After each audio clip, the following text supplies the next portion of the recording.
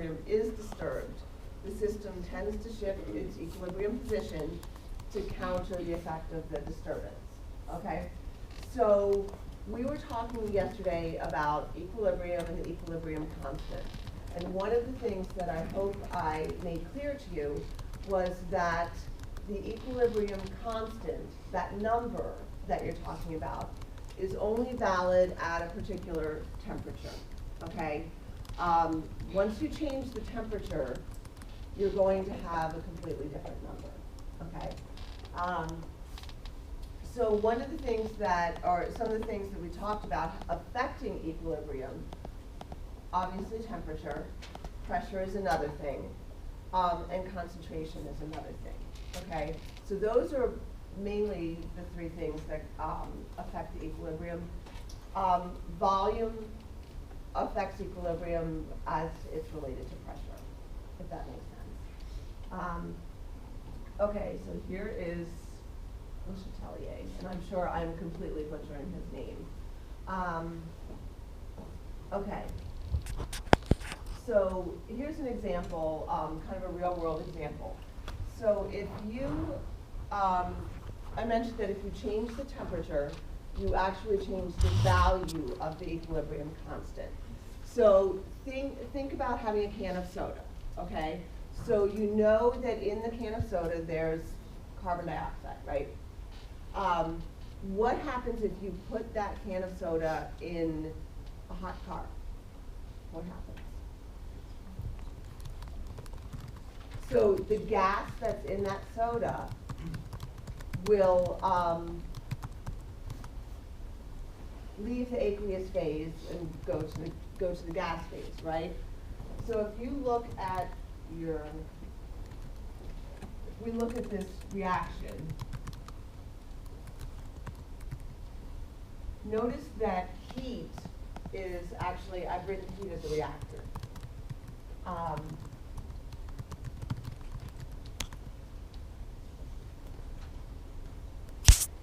So if we're going to go back to our rules for writing equilibrium constant expressions, the K is going to be products, and I'm going to write the partial pressure, divided by reactants, okay? So as we increase the heat, or increase the temperature, rather, we increase the temperature, we mentioned that this quantity should decrease, right? And this quantity should increase, which results in an increased K. Does that make sense? Sort of? So what happens if you put, I'm looking for different color markers. What happens if you put that in, like, the refrigerator? Would the opposite occur? Okay. So, okay. So we concluded that as the temperature goes up, the value of K will increase, the value of the equilibrium constant will increase because the partial pressure of the carbon dioxide increases and the concentration of the carbon dioxide decreases. Okay? And obviously, if you decrease the temperature, the opposite will occur. Okay? So if you decrease the temperature, the equilibrium will shift. We say it's going to shift left. So it's going to shift back to the reactant. Okay? Sort of makes sense about the shifting? We're going to do a few more problems with this, and I'm going to show you, actually, it's a pretty decent video that involves color change, and color change always demonstrates things pretty well. Okay, so in this example, we looked at the dinitrogen tetroxide yesterday, okay? Dinitrogen tetroxide is actually colorless, okay? Once we react it, we're decomposing it really, to the nitrogen dioxide, it will turn a brownish color, okay? Remember from 101, vaguely, some of you, it was a little bit more recent than others. Remember endothermic and exothermic reactions? Yep. So let's just go over them again. So an endothermic reaction is one in which heat is absorbed. And our enthalpy, our delta H, okay, is going to be greater than 0. It's going to be a positive number. An exothermic reaction is one in which heat is released,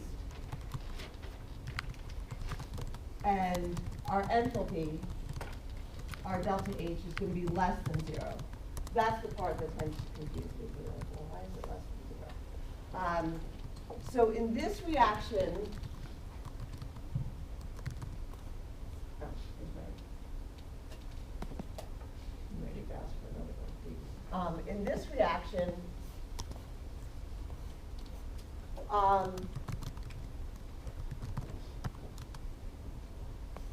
we have an endothermic reaction. What I like to do in an endothermic reaction, heat is absorbed. I like to write the heat as a reactant. So in endothermic reaction, I will write heat as a reactant. And in an exothermic reaction, I'll write heat as a product. That probably makes more sense to you. Because you're releasing heat, it kind of makes more sense that heat is a product, okay? So heat is a product, okay? Okay, so this goes to, okay. So our reaction is an endothermic reaction. I'm going to write heat as a reactant, okay? And I'll also write my K.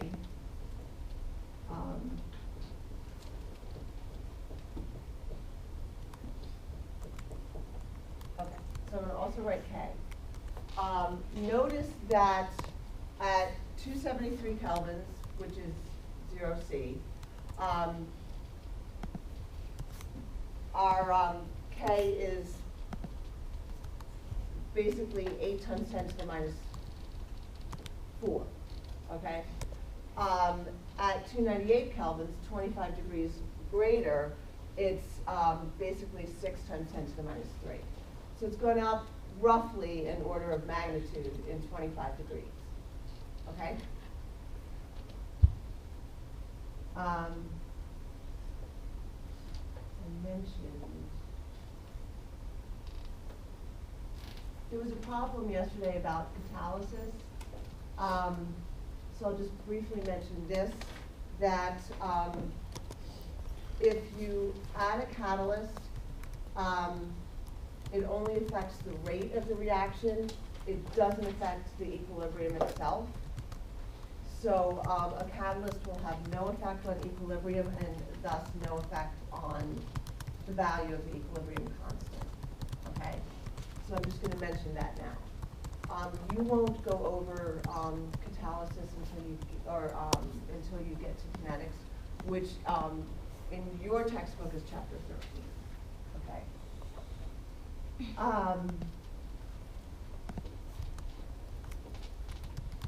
This is our ammonia reaction.